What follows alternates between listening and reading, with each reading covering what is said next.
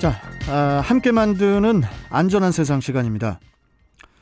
운전으로 목적지까지 도달하기 위해서는 반드시 하게 되는 것 중에 하나가 바로 진로 변경인데요. 그래서 오늘은 올바른 진로 변경과 관련된 안전 운전에 대해 도로교통공단 인천지부 김태환 교수와 함께 이야기 나눠보도록 하겠습니다. 자, 김태환 교수님 안녕하세요. 네, 안녕하십니까. 예. 운전으로 목적지까지 가기 위해서는 여러 차례의 진로 변경과 또 뭐 좌회전, 또 우회전 등 이렇게 방향을 변경을 해야 되는 그런 경우가 많은데 이 진로 변경의 올바른 방법에 대해서 좀 먼저 말씀해 주시죠, 교수님. 네, 도로교통법에서는 진로 변경에 대해 두 가지의 조항에서 언급을 하고 있습니다. 네. 우선 진로 변경이 가능한 장소인가의 여부인데요. 도로교통법 제14조에 따라서 차량의 운전자는 안전표지에 따라 진로 변경이 금지가 된 곳에서는 진로 변경을 할 수 없습니다. 네. 여기서 진로 변경이 금지된 곳이라는 것은 교차로 또는 횡단보도, 교량이나 터널 등 노면 표시가 백색 실선으로 그려진 곳을 뜻합니다. 네. 네, 두 번째로는 진로 변경이 가능한 시기인가의 여부인데요. 도로교통법 제19조에 따라서 진로 변경이 가능한 백색 점선 구간일지라도 다른 차량의 정상적인 통행에 장애를 줄 우려가 있을 때에는 진로 변경을 해서는 안 된다라는 것이죠. 예.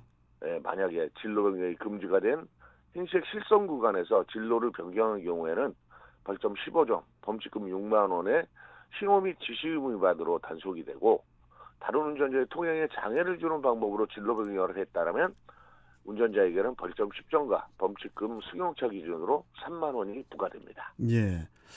그 진로 변경을 할 때 이렇게 방향 지시 등을 이렇게 안 켜는 운전자도 많고, 또 방향 지시 등을 그냥 켜자마자 들어오는 경우에는 또 운전자가 당황하거나 또 사고가 날 확률도 되게 높아질 것 같은데요.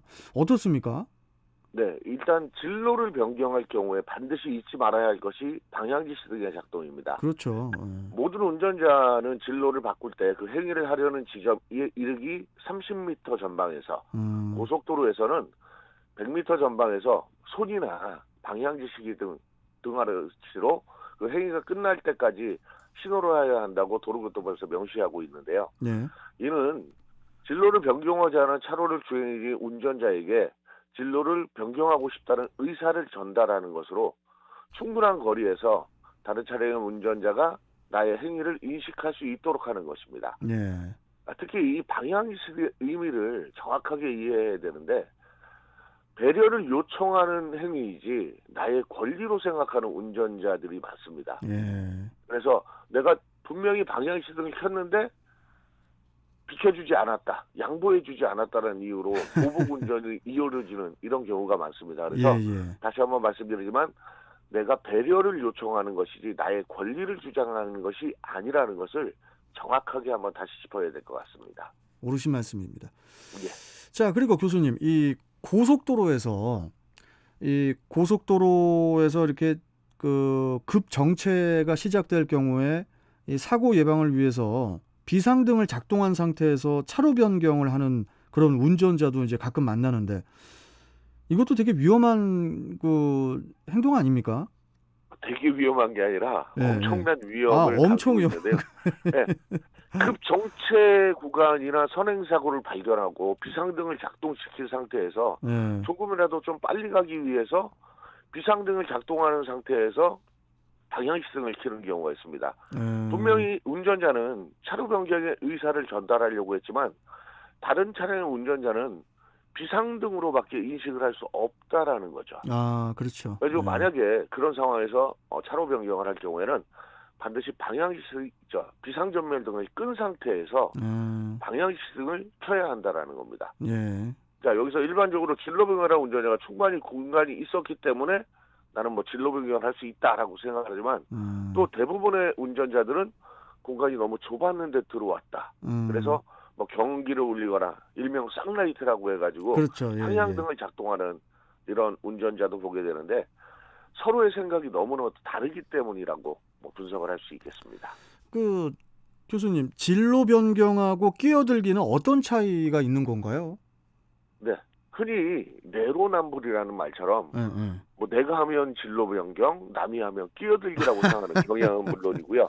예. 일부 운전자는 뭐 옆차로의 차가 방향신호를 작동하면 일부러 속도를 높여서 아, 예, 주행하는 예, 차량도 예. 있고요. 또 어떤 차량들은 흔쾌히 들어오세요. 이렇게 양보를 해주는 운전자들이 있는데요. 예. 진로 변경과 끼어들기의 차이점은 도로교통법 제23조에 의해서 모든 차의 운전자는 정지하거나 서행하고 있는 다른 차의 앞으로 끼어들지 못하도록 하고 있습니다. 예. 뭐 차가 밀리거나 뭐 신호에 따라서 서행하고 있는데 억지로 그 사이로 들어가는 행위, 이거를 끼어들기라고 하고요. 예. 금지 위반에 해당이 되면 점선이라고 하더라도 끼어들기 위반이라고 볼 수 있는 거죠. 쉽게 얘기해서 진로 변경은 정속 주행을 하고 있는 충분한 공간 안으로 차로를 변경하는 것을 말하고요. 예. 끼어들기는 정지하고 있는 차량, 서행 중인 차량 앞으로 진로를 변경하는 것을 얘기합니다. 네. 그리고 역시 끼어들기 위반을 하게 된다면 벌점 없이 3만 원의 범칙금에 해당이 되고요.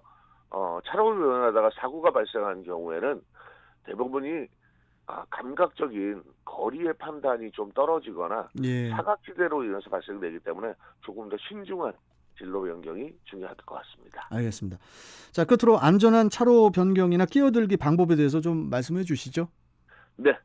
차로 변경이나 끼어들기를 하는 경우에는 먼저 해당 차로에 주행하고 있는 차량은 내가 판단하는 거리보다 훨씬 더 가까이 있다고 판단하시는 게 좋습니다. 예. 자, 그리고 그 거리의 2배 정도의 거리가 있어서 충분히 안전하다라고 판단됐을 때 진로 변경을 하시는 것이 옳은 방법이고요. 대상 차량의 속도가 같거나 빠르게 차로 변경이 끝나야지만 사고를 피할 수 있다라는 것.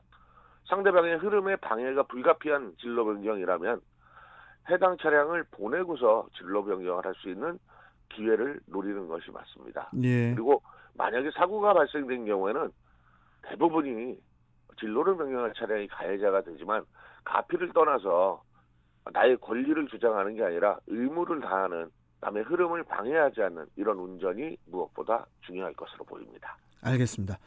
자, 여기까지 오늘 말씀 듣도록 하죠. 다음 주에 또 뵙겠습니다, 교수님. 고맙습니다. 네, 감사합니다. 자, 함께 만드는 안전한 세상 도로교통공단 인천지부의 김태환 교수였습니다.